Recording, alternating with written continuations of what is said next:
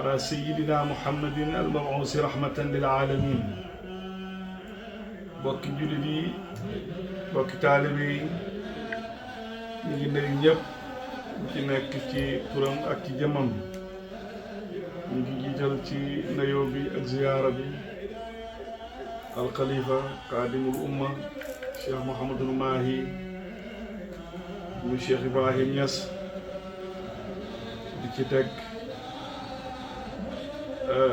fadilatu imaamul akbar Cheikh Ahmad Tidiane Alioune Cissé di ci teg ki nga xamante ne mooy naatiqu rasmi al imam Cheikh Mouhamadul Mahi Cissé waaye di nuyu xalifa Cheikh Ibrahim fii ci Dakar Cheikh Mouhamadul Amin Ibrahim Niass ak mboolem njabooti Cheikh Ibrahim di wax ne bu ngeen gisee lii ñu ngi dëgmal bis boo xam ne bisab yonent bi la sallallahu alayhi wa sallama ñu de ko màggal yonent bi nga xamante ne yàlla moo ko màggal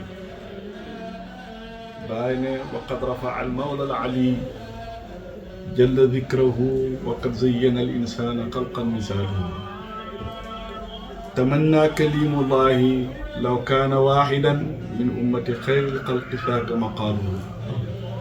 ñu yàgg amal bés bi nag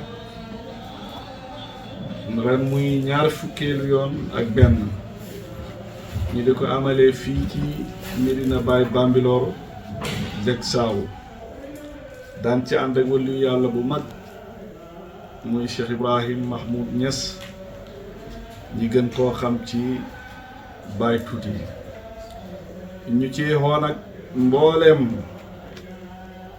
jullit ñi mbooleem mbokki taalibe yi fuñ mën a nekk ci àddina bi ñu ngi leen di oo ci bis boobu.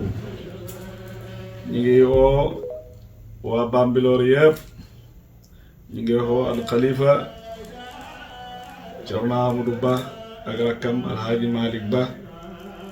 ñu ngi oo monsieur le maire Ngagne Diop. ñu ngi oo Abdoul Aziz Gueye chef de village. ñu ngi oo su préfet ñoom ñëpp ñu ngi leen di oo ci bis bi di wax ne bis la boo xam ne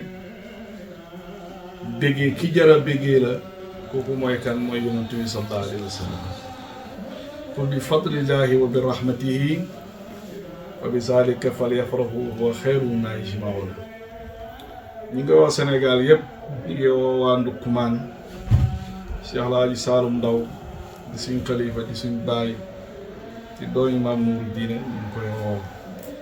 ñu ngi woo suñ baay Cheikh Ahmad Damka. ñu ngi woo alxalifa Cheikh Ibrahim Ba. ñu ngi woo alxalifa Cheikh Baye Ewal.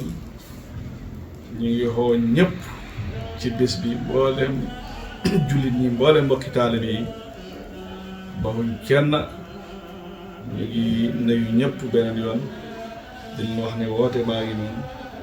wasalaamu aleykum wa rahmatullahi taala wa barakaatu.